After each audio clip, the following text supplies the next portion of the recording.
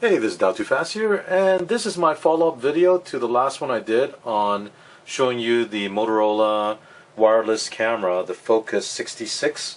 Overall, I'm very happy with the performance of the camera and also the Hubble app.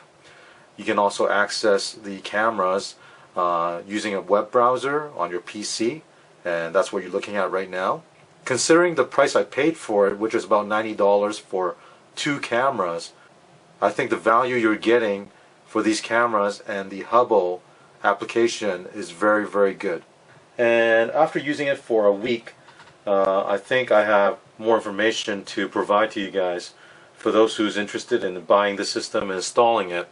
So in this video, I'm going to show you a couple of things. One is I will show you where I have mounted all 4 cameras, and there is one in particular I had to change the location.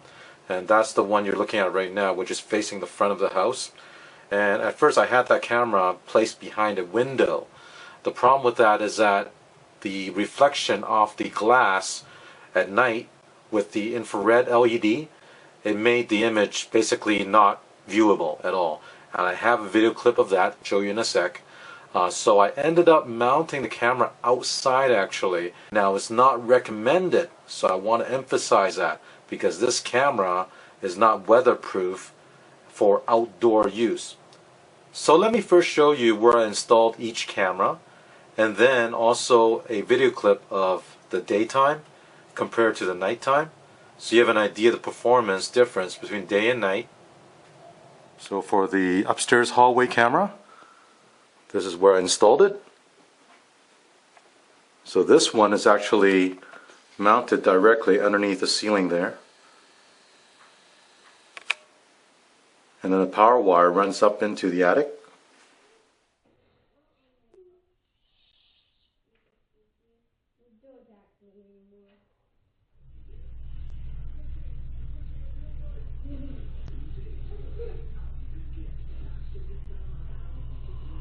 Here's the downstairs camera, and as you can see, I just placed it right over here.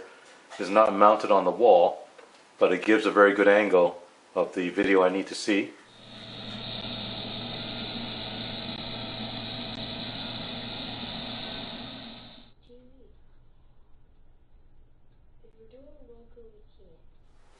And here's the garage camera. And with this one, what I did was I installed it onto a piece of MDF wood, and that is mounted to my bench, and it gives a perfect height by doing that, and I don't have to drill any holes into the wall.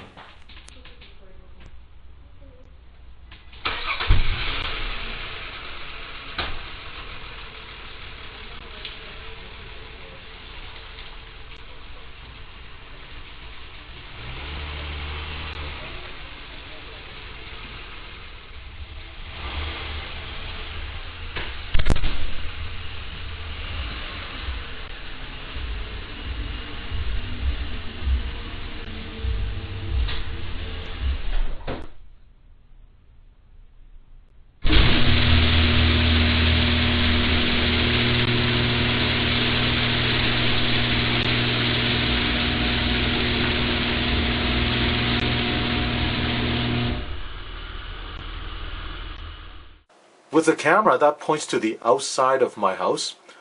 I had a lot of problem when I had the camera placed behind a window. Even during daytime, what I noticed is that the glare and the reflection off the glass was causing the camera to not focus properly, as you can see in this video clip. During the nighttime, the infrared would come on and it would reflect off the glass, and it would be picked up by the camera lens. So as you can see, the image is picking up the infrared only, and you can't see anything else. So let me show you what I did with the camera that points to the outside. Because I couldn't get an image that was working behind the window, I ended up installing the camera outside. Now this camera is not rated to be used outside, it's not waterproof, but I placed it right underneath the eave at the corner of my house right here. And with the camera, what I did was that I actually taped all the openings to the camera. So the microphone, the speaker, the ventilation at the back of the camera, they're all taped up, and also the connector itself is also taped up. Hopefully it'll keep most of the moisture out when it rains. And also, if you look here, the camera is quite far back behind the eave. And with the power wire, what I did was I ran it into the soffit for the ventilation.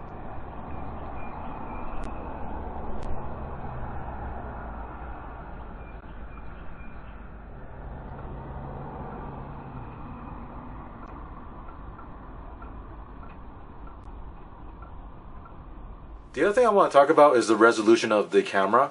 Now, the package tells you that it's 720p HD video. What I noticed is that depending on the light, obviously if you have a lot of light like this image you're looking at, this is a live stream of the outside of my house. It's pretty clear, it's pretty good, it detects the motion very well. At night, when there's not enough light, when cars driving by, it's basically a big blur and you can't really pick out any details. So just want to keep that in mind if you're looking for something very high resolution that works extremely well at night. This camera, I would say, doesn't really do that. Now keep in mind again, the price you're paying for something like this I think is a great value, but I do want to point that out. In my last video I showed you how to add a camera into your account using the Hubble app. Now, after adding the camera, you'll get this message. It tells you that you have 2 weeks of free trial for the cloud video recording service. So I went onto the Hubble website and I found a page for their price plan. So here is the Hubble website. If you click on the plans page, then you'll see different pricing packages. At the bottom left-hand corner, you see that free streaming or live streaming is free forever. And then moving over to the right, they have a service to store your video clips, the motion detected video clips, for 24 hours, and that'll be $2.99 a month or $29 a year. They also have one for 7 days, so store your video clips for 7 days. It'll be $9.99 a month or $99 a year. The last one is to store it for 30 days, and it costs $29.99 a month or $299 a year. Now I think these prices are reasonable. However, you look at the bottom of that screen, those price plans says it's coming soon. So it appears that Hubble have not finalized how or when they're going to start charging the customers.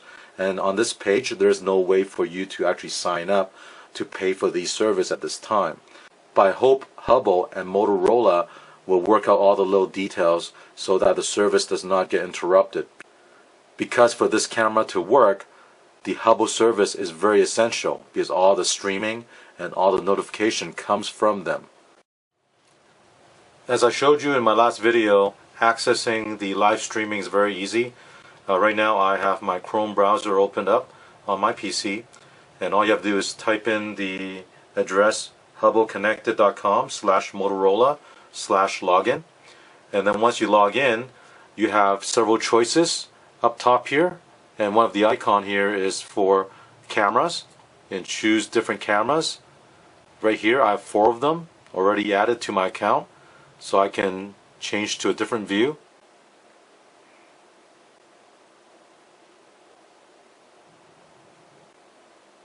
So this image you're looking at right here is a live streaming.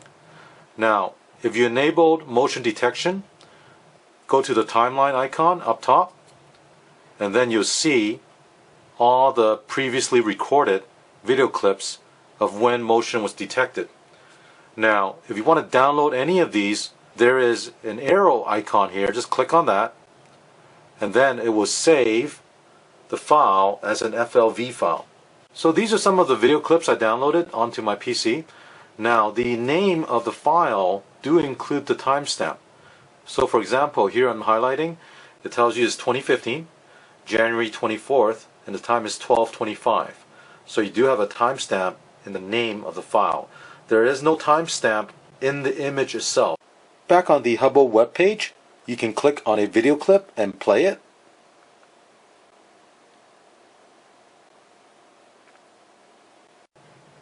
Over here on the top left hand corner, you see many different pages. So you can select different days of when it was recorded. And each video clip do have a date and timestamp. If you want to make some changes to settings of the camera, there's a gear icon here. Click on that for the settings, and you can turn on and off the motion detection or the audio detection. You can turn on and off the temperature, high and low alert. Now, I will say that if you're going to use the Android app, it gives you more control over it. And what I mean is that you can change the name of the camera on the Android Hubble app. You can also flip the image, so if you're installing the camera upside down, it'll make it right side up. So right now I'm on my Samsung Galaxy S5 cell phone, and I open up the Hubble app. So I'm going to go ahead and pick one of the camera, and up top you'll see the live streaming, and at the bottom you'll see the recorded video clips. Now let me show you some features I did not go over in my last video. If you press on the live video stream, there's some icons that show up at the bottom. Starting at the bottom right, there's a temperature icon. Press on that and it'll give you a temperature reading. Press it again and it'll turn off. Over here is a music icon. Click on that and you can play some melody through the camera. So let me choose one of them. So here you can hear the music being played.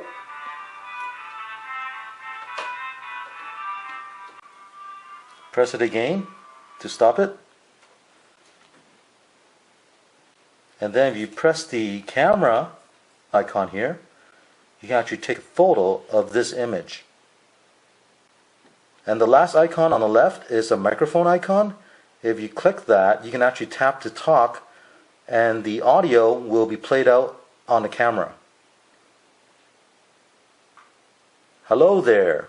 Hello there. And I'll show you how the notification work on a cell phone.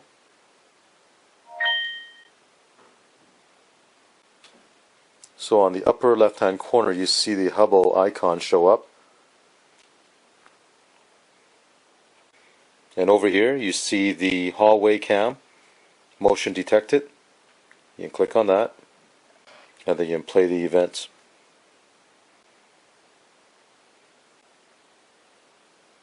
So I hope you find this follow-up video to be helpful for anyone that's interested in buying this camera. And if you have any questions, please leave a comment below and I'll try to respond and answer your questions.